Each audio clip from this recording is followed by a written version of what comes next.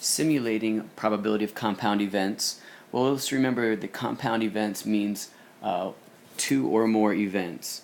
I'm going to talk about shooting free throws.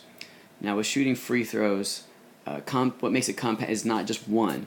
So compound would be shooting two, and when you go to the free throw line, you shoot two free throws, unless you attempted a three and got fouled, and then you get three free throws. Now if we're just talking about theoretical probability, then with free throws, it's kind of a 1 in 2, right? You can either make it or miss it, and so 1 would be a make. So there's a theoretical probability of 1/2, but that's really not true because skill is involved. I mean, I'm much less likely to make a free throw than someone who plays basketball.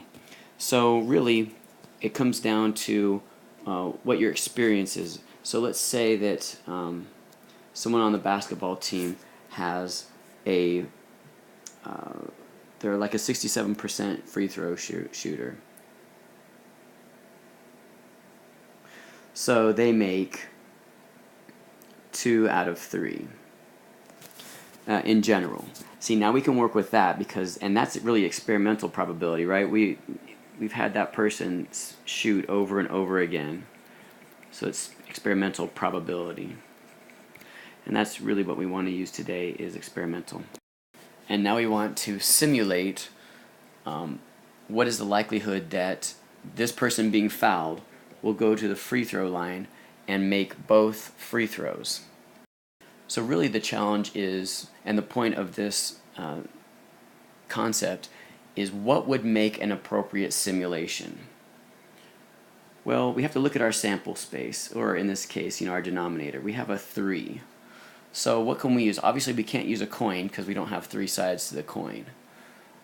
We could use a die because it has 6 sides, and we could assign, well, and really we convert this to 4, 6, right?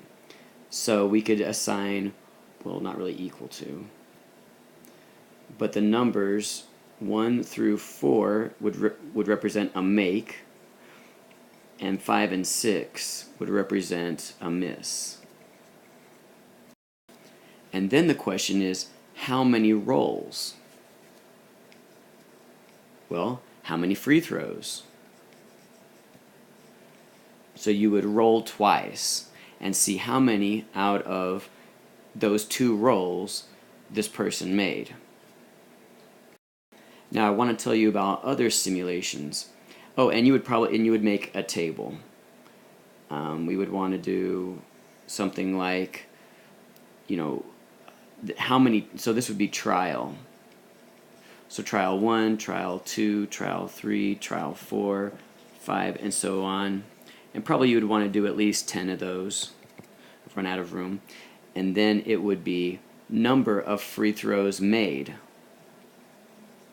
So you roll the dice twice, and if one's a 5 and one's a 6, well then he made none on that trial. If I roll the dice again and one's a 4 and one's a 1, well he made both of them. If I roll the dice again and get a 6 and a 4, well he made one of them. If I roll the dice again and get a 2 and then another 2, well then he made both of those. And so you would continue to do that, and then you would see, well, let's continue this and just do 8 of them. Say he makes 1, and then he makes 2, and then he makes 2, and then he makes 2.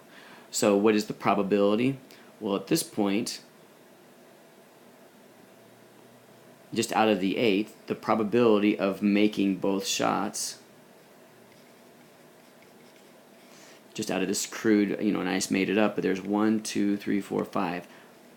5 out of 8 trials. So there is, according to this, a 62.5% chance that he's going to make both of them, just according to the simulation. Now, one other simulation I want to tell you about is on the TI, I think it's 30X2S, which is the type of calculator I have in my classroom. You can simulate all kinds of probabilities. You go to the you push the PRB button, and then you arrow right or left until you get to what's called rand I, which means random integer. If you'll click enter on that, it will show this rand I parenthesis in the display. And then in this case, I would want, and I could go back to my old 3. So I could put 1 comma 3. You type that in, and as soon as you hit enter, it's going to give you a random integer between 1 and 3. Well, now we're just using 1 and 2 as a make. And then obviously 3 alone would be a miss. And every time you hit enter, and you would need to hit enter twice to represent the 2 free throws, and then you could make up the same table. So there's multiple ways. You could also put marbles in a bag. You could put numbers, or even miss and make on pieces of paper and put them in a bag. Well, there you have to be sure that each piece of paper weighs the same amount and is the same size.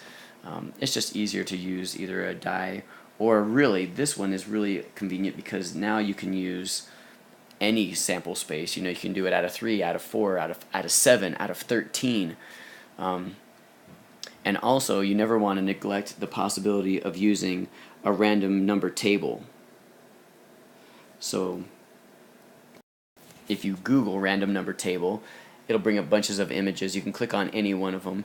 What you're supposed to do is, again, decide. Now, a random number table just has a bunch of digits 0 through 9. And they're sectioned just so you don't lose your place and go cross-eyed looking at it. This is what we used to use, or dice or coins, before we had these random number generators on calculators and probably apps you can download so quickly and easily nowadays. But the random number table is always an option. And then let's see, for this sample space with 6 or with 3, I could do the numbers 1 through, well, we'd kind of try to make it out of 10. So 1 through 6 would be a make. 7 through 9 would be a miss. And then I would just throw out, every time I get a 0, I would just ignore that one. And you would randomly just close your eyes and put your finger on any place on that random number table and just start from there. And every digit would, and of course you're looking for sets of 2 digits, because each digit would be a make or a miss. And if we're looking out of 2 free throws, you're looking for every pair. And again, we get back to these outcomes. But those are 3 ways that you could simulate this compound probability.